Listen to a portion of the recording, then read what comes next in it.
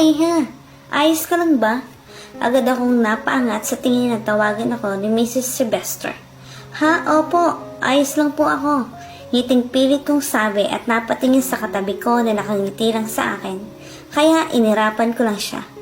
We should eat. Masarap ang pagkain dito. Sigurado akong magugustuhan nyo. Sabi ni Mr. Sylvester at umorder na.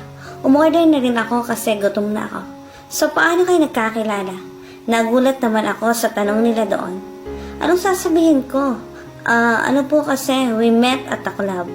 Nanlaki ang mga mata kong napatingin kay Kenneth dahil seryosong sinabi niya. Seryoso? Wala man lang preno sa club?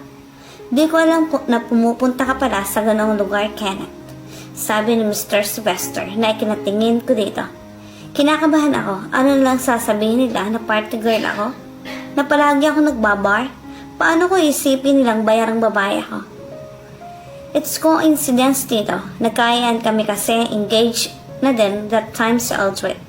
Napatango naman sila dahil sinabi ni Kenneth. Ngayon ko lang din nadaman niya na. Ikaw, Aras, anong ginagawa mo doon? Napatingin ako kay Mrs. Sylvester dahil sa tanong niya. Hindi naman sila ganoon katandaan. Kita mo pa rin ang magandang lahi nila.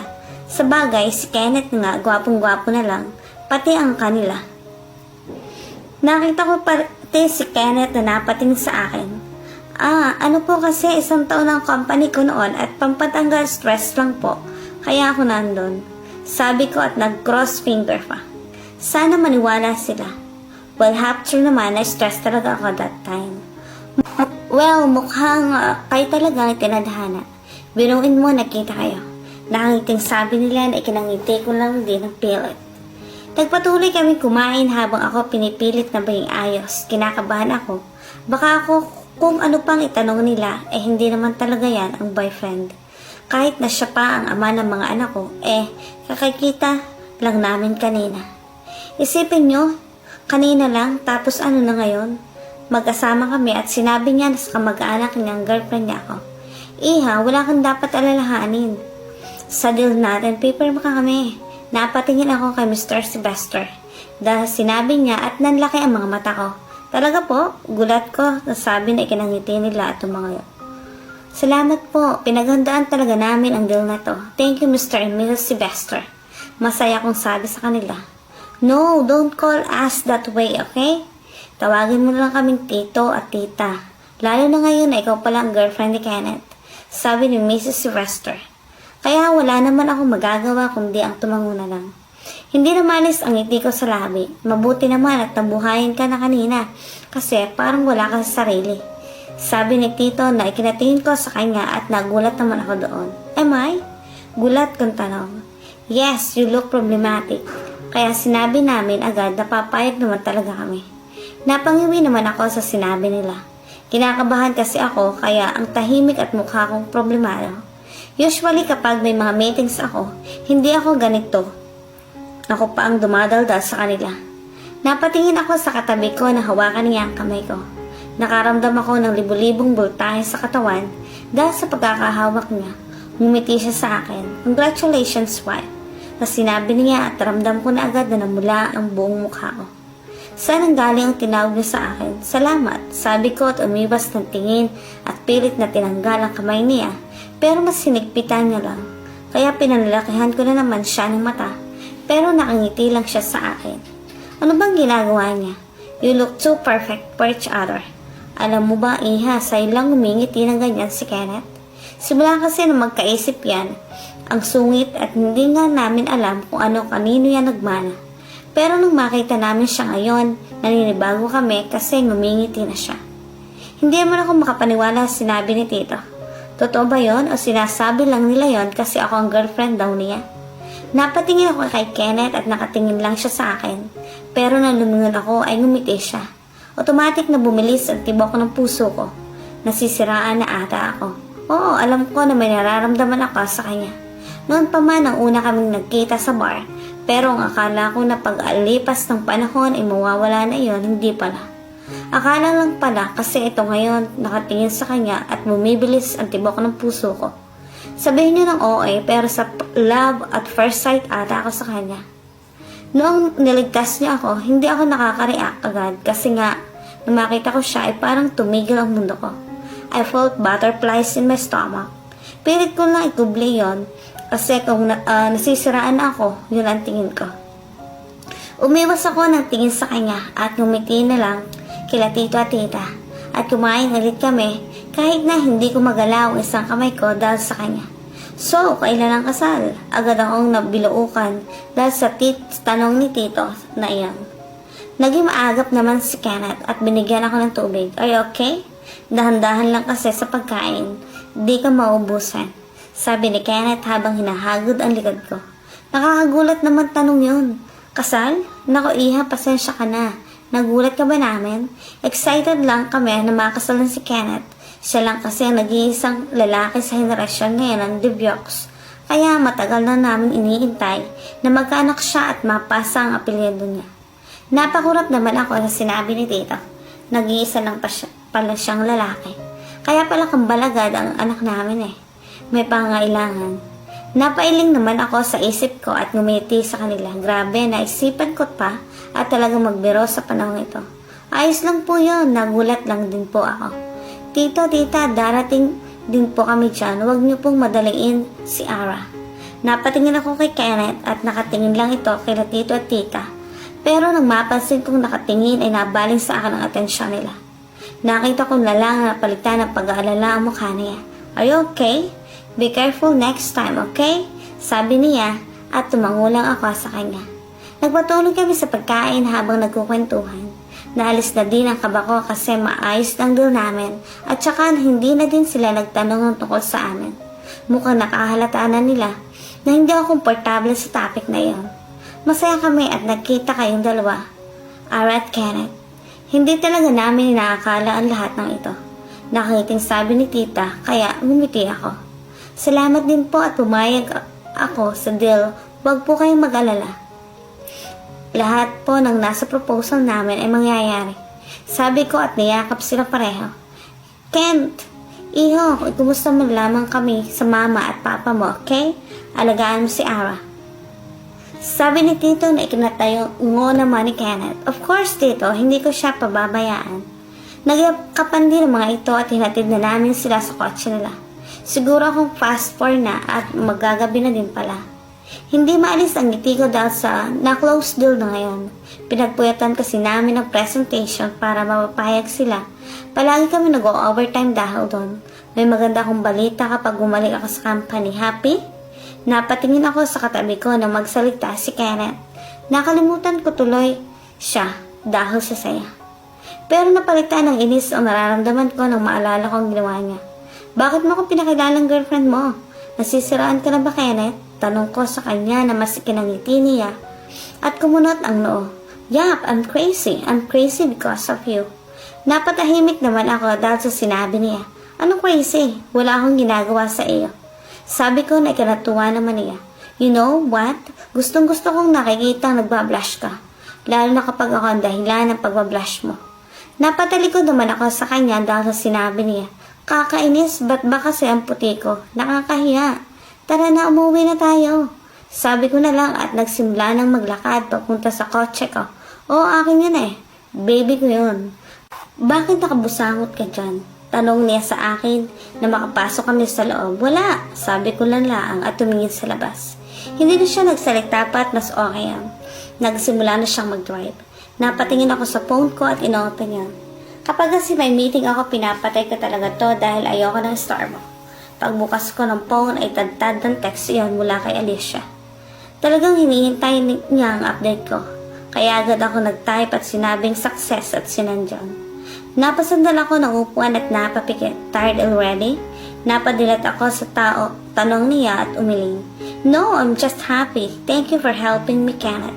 Sabi ko sa kanya na ikinangiti niya. My pleasure. Alam ko na we should celebrate. May alam akong place. Sabi niya, kaya napatingin ako sa kanya. What? Pero kailangan na natin umuwi. Magagabi na oh. Sabi ko at kinatingin niya sa akin sandali. Ano ka ba? Magpahinga ka naman. Treat yourself. Dahil sa tiyaga mo, lalo ka na at nagtagumpay ang deal nyo. Napaisip naman ako sa sinabi niya. Tama siya. Siguro kailangan ko na rin magpahinga kahit papaano. At isa pa dito, andito na rin naman tayo sa Tagaytay, kaya kailangan natin mag-enjoy. Dugdong pa niya kaya na nagpangiti ako sa kanya, okay, basta sisiguraduhin mo lang na mag-enjoy ako ha. Sabi ko na ikinangiti naman niya, of course, akong bahala. Nagpatuloy ang biyahe namin at makalipas ang ilang minuto ay huminto kami sa isang amusement park. Ano to? Sky Ranch? Nakapunta ka na ba dito? Napatingin ako kay Kenneth nang makababa kami ng kotse. Padilim na din, may ilaw pa din ang mga rides. Hindi pa. Hindi ko nga alam na meron pala nito dito. Sagot ko sa kanya, well, that's good. This will be our first date. Nagulat naman ako sa sinabi niya at bago pa ako makareact ay hinila na niya ako. Kaya wala akong nagawa kundi ang sumunod na lang. Siguro enjoyin ko na lang ang oras na ito. Oras na siya ang kasama ko. After 4 years, palagi nagmamarka ang unang pagkikita namin. Pagkapasok namin sa loob ay nagpahanga ako sa loob niyon. Para din siyang Enchanted Kingdom, pareho silang maganda. Sakay tayo sa rides, napatingin ako kay Kenneth at humiti siya. Sure, let's go, sabi ko at ako na ang humilas sa kanya, papunta sa unang sasakyan namin. Masabi kong sobra kong saya. Sa dami naming nasakyan na rides, hindi ko akalain na magiging ganito ako saya. Magmula nang mamatay sila papa at kuya, hindi na kami nag-out of town ni mama. Nabalot kami ng lungkot, kaya ang ginawa ko ay nagpagkasubsob sa pag-aaral. To the point na hindi ko na alam ang ganap sa paligid ko. Hindi ko na alam kung ano ang pakaramdam ng mag-enjoy. Na magsimula ang business ko, mas lalo akong napasubsob. Kaya wala na talaga akong time. Kaya na rin siguro pinilit na ako ni mama na magkaanak at asawa. Dahil nakikita niyang wala na akong pakialam sa ibang bagay. She wants me to be happy. Hindi ko pinagsisisihan ang nangyari sa amin ni Kenneth dahil dumating sa akin ang kambal. Kahit ganoon pa rin ang routine ko sa buhay at office lang ako, ay alam ko na may uuwian ako ng mga anak ko. Hindi ko alam na ganoon pala kasaya na magkaroon ng anak. Hindi ko din alam na magiging masaya ako ng ganito. Ganito pala ang pakaramdam na masaya kasama isang taong mahalaga sa iyo. Kaya pa? Nakangiti niyang tanong habang nakaupo kami dito sa isang bench. Palubog ng araw, oo naman. Ako pa ba? Tara! Sabi ko at tumayo pa sa kanya, napatawa naman siya. Let's go! May alam akong lugar na maganda. Sabi niya at hinila niya ako papunta sa kotse. Sumakay kami doon at nag-drive siya. Sandali makalipas lang ilang minuto ay nandito na kami sa isang burol. Paglabas ko ng kotse, nakita ko napakagandang tanawin. Wow, ang ganda! Sabi ko habang nakatingin sa araw na papalubog na at ang baba ng mga bahay na mayroong kanya-kanyang ilaw. Tama ka, maganda nga. Napatingin ako sa kanya at nagulat ako na nakatingin pala siya sa akin. Kaya agad naman akong pinamulahan dahil doon. Ano ba yan, Kenneth? Bakit ba lagi mo akong pinakikilig? Come here! Sabi niya at iginiya ako papunta sa hood ng kotse. At sumandal kami doon. Natahimik kami at nakatingin lang sa magandang view na iyon. Wala akong nararamdaman na awkward sa pagitan namin dahil ang nararamdaman ko ay kapayapaan. Sa tuwing andyan siya sa tabi ko, feeling ko ay safe na safe ako. Bakit ka umalis? Napatingin ako sa kanya dahil sa tanong niya at tumingin din siya sa akin. Bakit ka umalis pagkatapos ng gabing iyon? Natahimik ako sa tanong niya. Wala na talaga akong takas tungkol sa nakaraan. Nahihiya kasi ako na pag-usapan iyon pero sa tingin ko ito na rin tamang oras. Pati na rin ang pagsasabi sa kanya tungkol sa anak namin. Magsasalita na sana ako nang biglang tumunog ang cellphone ko kaya agad akong kinuha. Nakita ko na si mama ang tumatawag. Excuse me lang, sasagutin ko lang si mama. Sabi ko at hindi ko na siya inantay pang sumagot at tumayo na ako sa kanya. Hello ma? Tanong ko agad. Anak, kumusta ang meeting nyo? Napangiti naman ako sa tanong ni mama. Ma, successful po. Sigurado akong matutuwa mga tauhan ko sa balitang ito. Masaya akong sabi. Congrats anak, alam ko namang magagawa mo yan. Alam kong pinaghirapan mo talaga yan, kaya deserve mo yan. Teka, pauwi ka na ba? Napatingin naman ako kay Kenneth at nakatingin siya sa view. Maya-maya po, mama. May sabihin po ako sa inyo, mama. Nakita ko po kanina umaga ang daddy ng kambal at ngayon ay kasama ko po siya. Narinig ko napasingap si mama dahil sa sinabi ko. Totoo ba yan, anak? Hindi makapaniwala siya sa kanyang sinabi. Totoo po, mama. Isasama ko po siya ngayon pauwi dyan. Pakikilala ko po siya sa kambal. Hindi kaya na magulat siya o magalit? Or worst, baka itanggi niya ang anak mo? Napatahimik ako dahil sinabi ni mama. Hindi ko iniisip iyon, pero ngayon sa sinabi na ni mama, bakit nasasaktan ako? Pinili ko na lang ang ulo ko at nagsalita. Ma, ayos lang po, basta pakikilala ko na sa kanya ang anak namin. Nasa kanya na kung tatanggapin niya o hindi. Paano ang kambal? Ma, kilala mo sila. Maintindihan nila ako. Pwede niyo po bang ibigay sa kanilang telepono? Sige, sandali. Napambantong hininga ako. Suminyas ako kay Kenneth na sandali lang at tumango naman siya at tumalikod na ako sa kanya. Mami, how are you, Mami? Namimiss na po kita. Napangiti ako sa narinig ko agad sa boses ni Aiden. Is that Mami? Wow, Mami, I miss you po. Umuwi ka na. Mas napangiti ako dahil sinabi ni Addison, they really love me. Mami is fine babies. And uuwi si Mami mamaya baka 8. Ang dating ko, hintayin niyo ako ha. Of course, Mami, kakain tayo sabay-sabay. Napangiti ako sa kanila. Babies, may sasabihin si Mami, please. Intindihin niyong mabuti, okay? Sabi ko sa kanila. Kinakabahan ako para sa pag-amin ko sa mga anak kong ito. Yes, Mami. Sabay sinasabi nila sa akin, kaya napabuntong hininga ko. I met your daddy earlier. At ngayon kasama ko siya.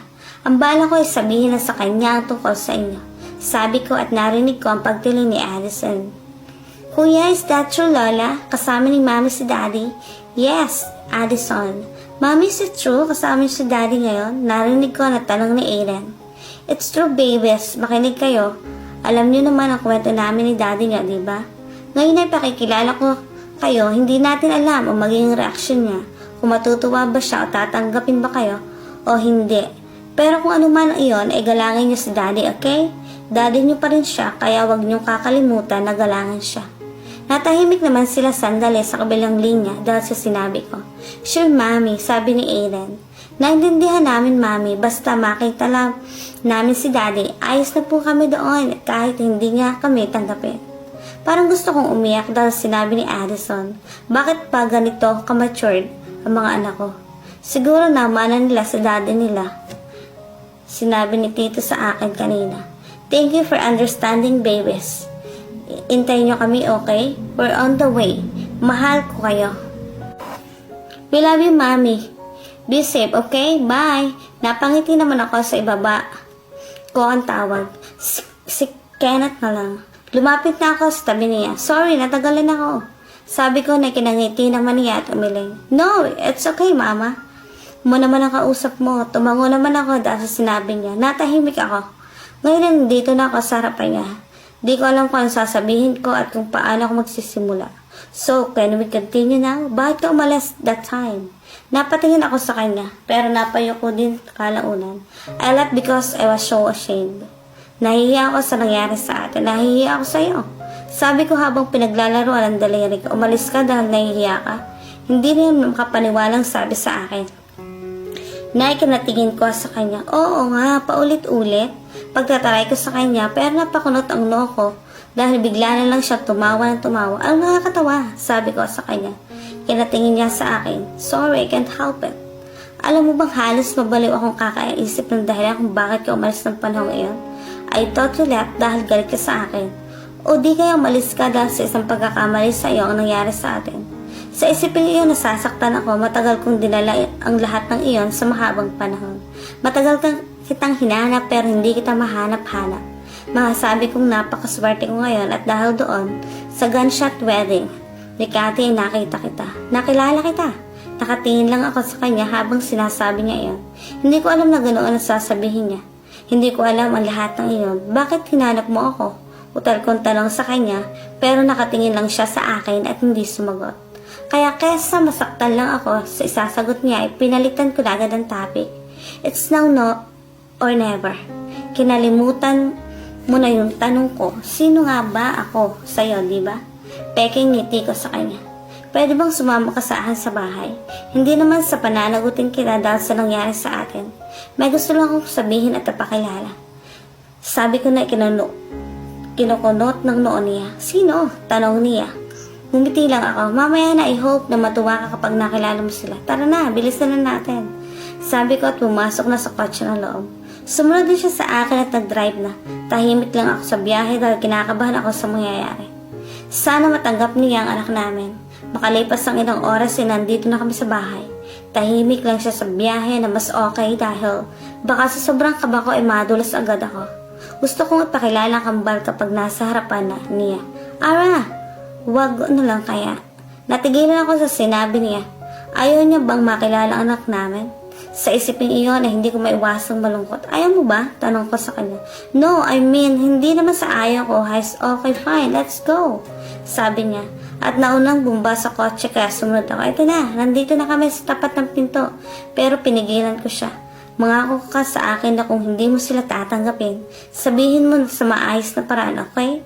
Ayoko masakta ng mga bata. Natigilan si Kenneth sa sinabi niya. Teka, Ara, bago ko maituloy ni Kenneth at sasabihin niya, ibinuksan ko na ang pinto.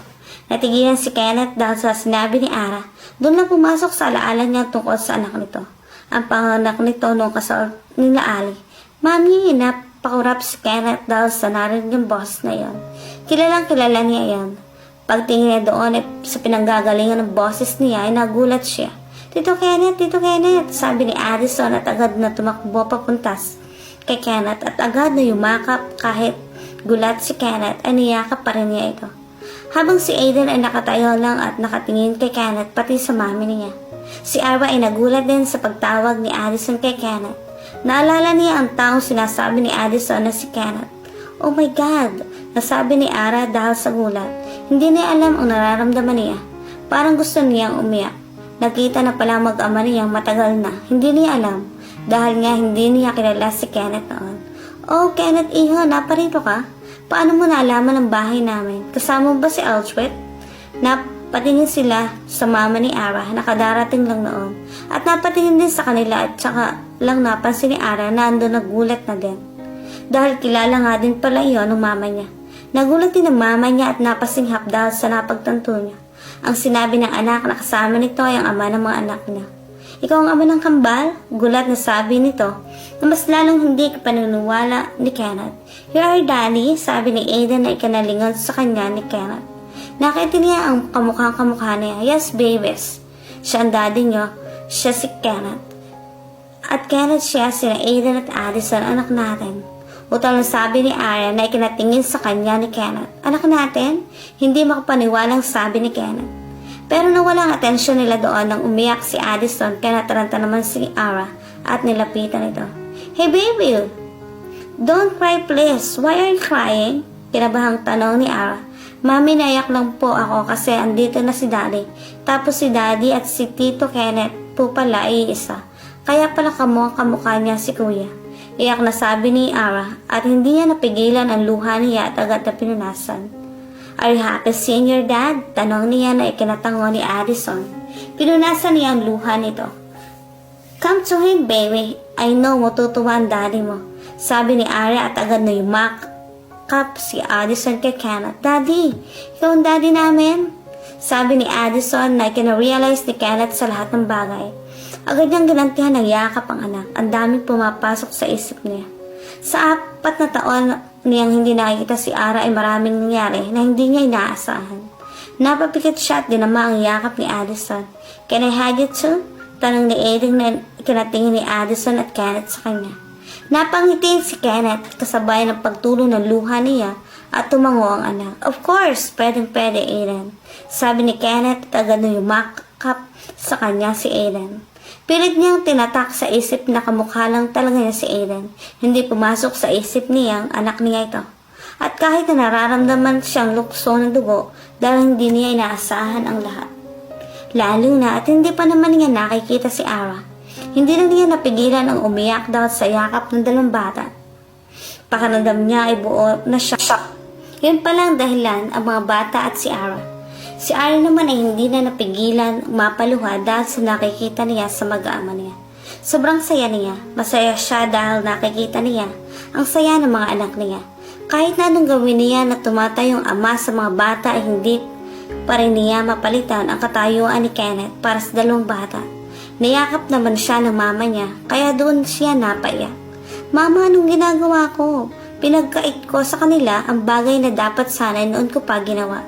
Iyak na sabi ni Ara na kinailing ng mama niya. Wala kang kasalanan anak, alam kong pinangunahan ka lang ng takot na hindi niya tanggapin ang anak niyo. Kaya hindi mo sinabi sa amin, alam ko iyon ang rason mo. Pwede kang bumalik sa bar para hanapin siya pero di mo ginawa kasi natatakot ka na itanggi ka ni Kenneth. Natatakot ka na itanggi ka ng mga bata. Totoo ang sinabi ni Mama. Iyon ang totoong rason niya kung bakit niya tinago ang anak niya. Hindi dahil sa hindi niya ito kilala. Oo, kasama iyon sa rason niya. Pero ang pinakarason ay dahil natatakot siya. Alam niyang mahal niya ang lalaki at natatakot siya na itanggi ito. Andito na si Daddy. Andito na ako. Mabubuo na din ang pamilya natin. Sabi ni Kenneth habang nakatingin kay Ara na umiiyak ngayon habang yakap ang mama nito. Gusto niyang tumayo para lapitan si Ara at aluin pero hindi niya ginawa. Alam niyang mas marami pang pagkakataon. May mga rason na para manatili siya sa tabi ng dalaga. May anak kami ni Ara. Hindi ako makapaniwala. Hindi ko alam ang gagawin ko. Gusto kong bumawi sa lahat ng oras na wala sa akin. Pero isa lang ang sigurado na ako. Hindi ko na sila pakakawalan pa. Lalo ka na Ara, katulad ng sabi ko 4 na taon na ang nakakaraan. You're mine. Mine alone.